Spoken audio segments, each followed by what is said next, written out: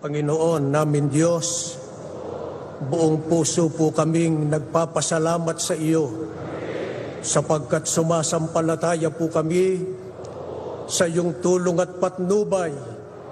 Kaya namin na isagawang matagumpay ang dakilang pagtitipong ito.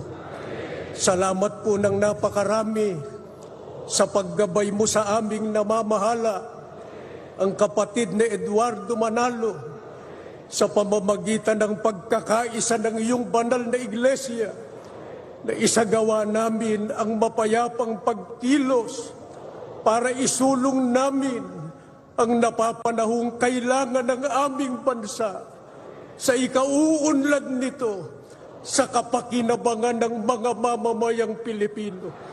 Ang kailangan ng aming bansa'y kapayapaan at pagkakaisa.